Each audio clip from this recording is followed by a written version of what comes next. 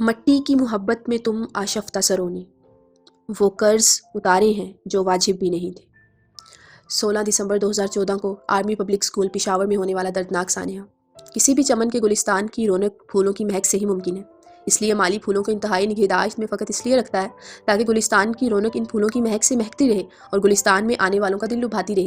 لیکن اگر کوئی زمیں زیادہ سنگ دل پھولوں کو توڑ کر مسل دے تو باغ کی رونق کے ساتھ ساتھ مہک بھی دم توڑ جاتی ہے اور گلستان اجڑا ہوا ویران سا قبرستان محسوس ہوتا ہے۔ قوموں کی تاریخ میں اچھے اور برے لمحات آتے ہیں اور گزر جاتے ہیں، لیکن چند غمگین واقعات اور سانحات وقت کے ساتھ گزر تو جاتے ہیں، لیکن ان کے نشانات و آثار تاریخ کے اوراق کو اپنے لہو کی سرخی سے ہمیشہ کے لیے تازہ کر جاتے ہیں، جن کو یاد کر کے دل افسردہ اور آنکھیں نم رہتی ہیں۔ پاکستان کے صوبے خیبر پختونخوا کے غیور لوگوں کا مسکن مانے جانے والے شہر پشاور کی چھاؤنی میں موجود آرمی پبلک اسکول میں جہنم کے خوارجی کتوں نے حملہ کر کے کم و بیش 144 معصوم پاکستانی بچوں کو موت کی نیند سلا دیا۔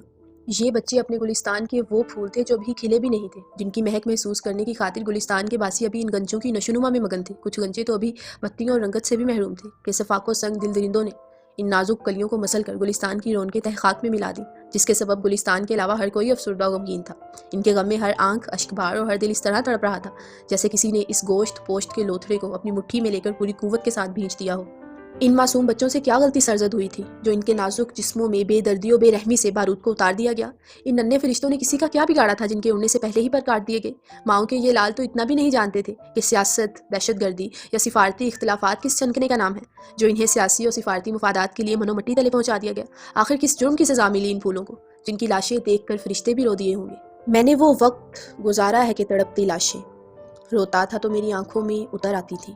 مائیں اپنے بچوں کو تیار کر کے ٹفن میں لنچ دے کر اپنے گھریلو کاموں میں مگن تھیں اور کام ختم کرنے کے بعد اسی سوچ میں تھیں کہ ان کے لال اسکول سے تھکے ہارے آئیں گے، لیکن وہ کیا جانتی تھی کہ بچے تو آج اسکول سے سیدھے جنت چلے گئے اور کبھی لوٹ کر نہیں آئیں گے۔ ان میں سے بعض مائیں تو آج بھی اپنے بچوں کے یونیفارم استری کر کے چمکتے ہوئے جوتے تیار رکھتی ہیں اور اسی طرح ٹفن میں گرم کر کے بچوں کی مرضی کا کھانا رکھتی ہیں اور چھٹی کے وقت دروازے پر کھڑی ہو کر ان بچوں کی راہیں تکتی ہیں جو کبھی گھر کو لوٹ کر نہیں آئیں گے۔ روز تم کاٹ کے پھینک آتے ہو جن بچوں کو، مائیں جنتی ہیں انہیں اگتے نہیں وہ کھیتوں میں۔